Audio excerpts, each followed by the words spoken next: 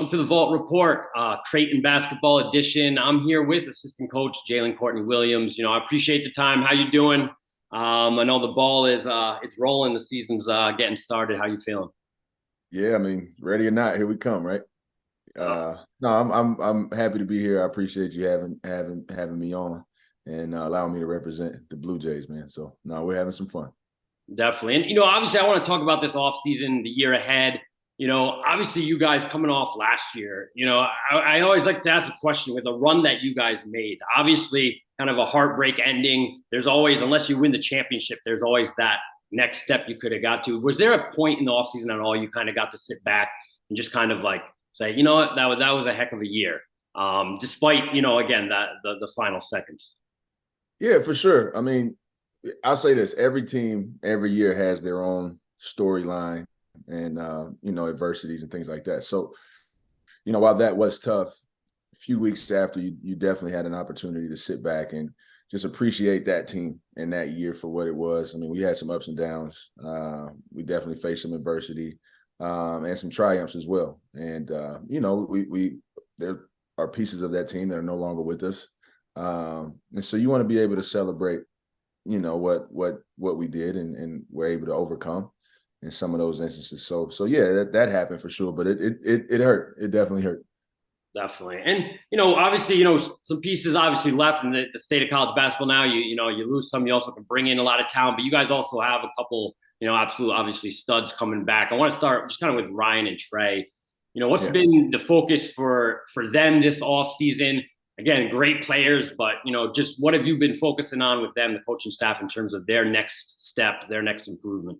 Yeah, well, obviously those two guys in particular, and you can count Baylor in this as well. They've all now been through the NBA combine process, and the level of confidence the guys typically leave that space and come back with is really showing up now.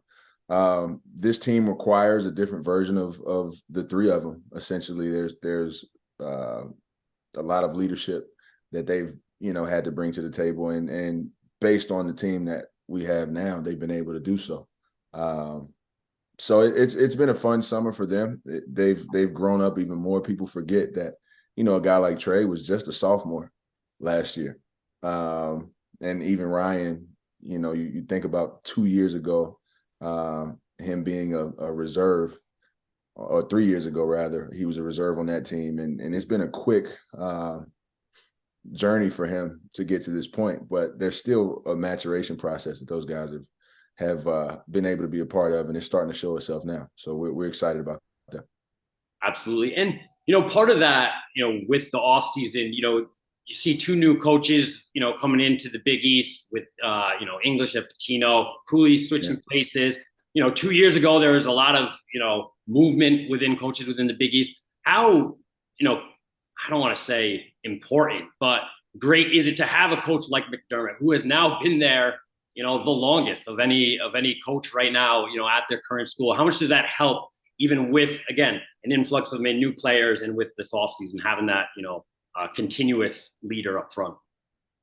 Yeah, I think it helps tremendously. I mean, you're talking about a guy that has put, was it 14 years of sweat equity into this program, and so our culture, our style, our fan base, it pretty much stands, and you know what you're going to get out of it. And the players change, but those things do not.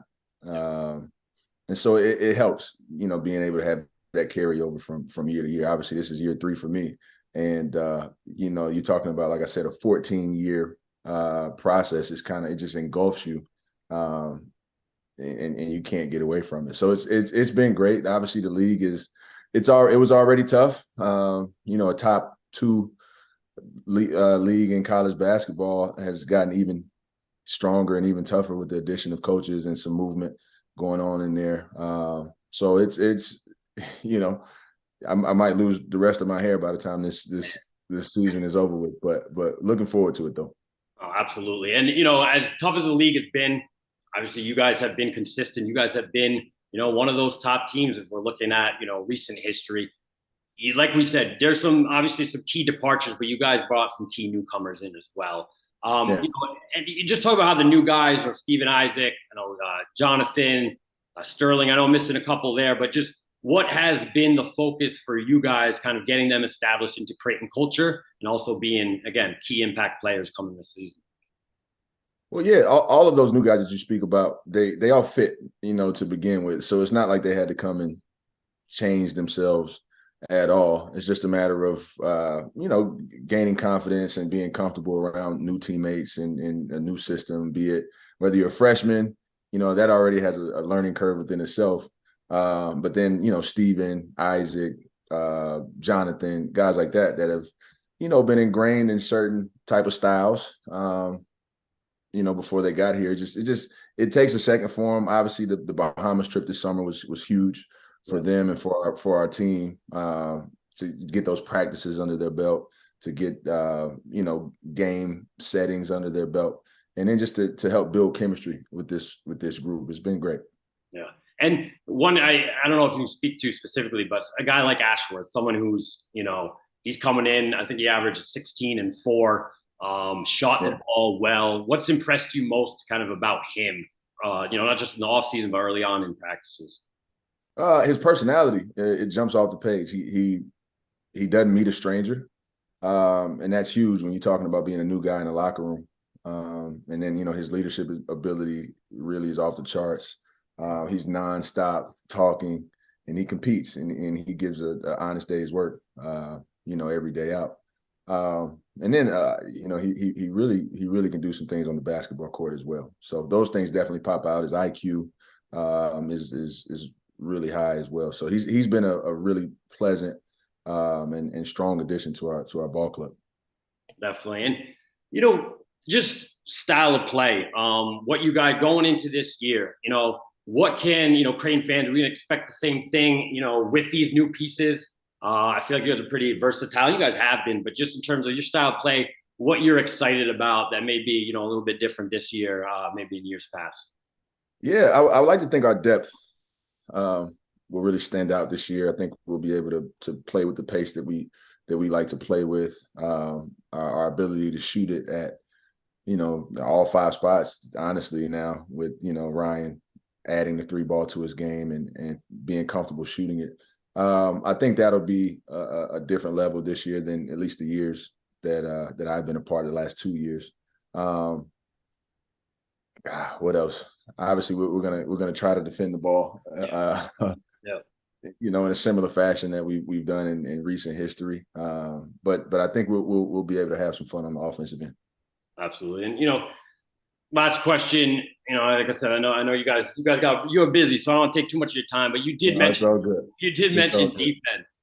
But to have, we talked a little bit about him, early on, but Kalkbrenner is specifically just to have an anchor like that, a big man, again, in the Big East there's a lot of talented big men, for him to anchor that defense, what does it just mean to kind of have him there? And again, for another year and just talk about, what that process was, because obviously he looked at the draft, he had possibilities, but just to be able to bring him back and kind of the motivation that he has this year, especially how last year ended.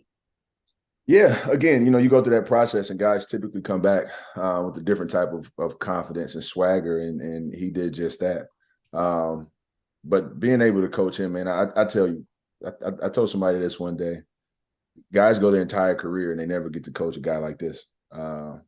That's as smart as he is on the floor, as disciplined as he is, as strong of a work ethic as his, with a personality like his as well. So, we're fortunate to have him and to be able to coach him one more year. And what he does on both sides of the ball, the way he anchors us defensively and essentially controls us offensively as well.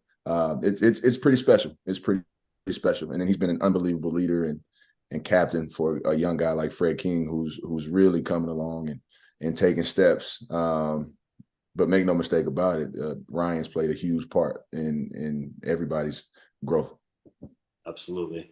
Well, listen, Coach, I appreciate the time. I look forward to, hopefully jumping on a couple times throughout the season. Let's do it.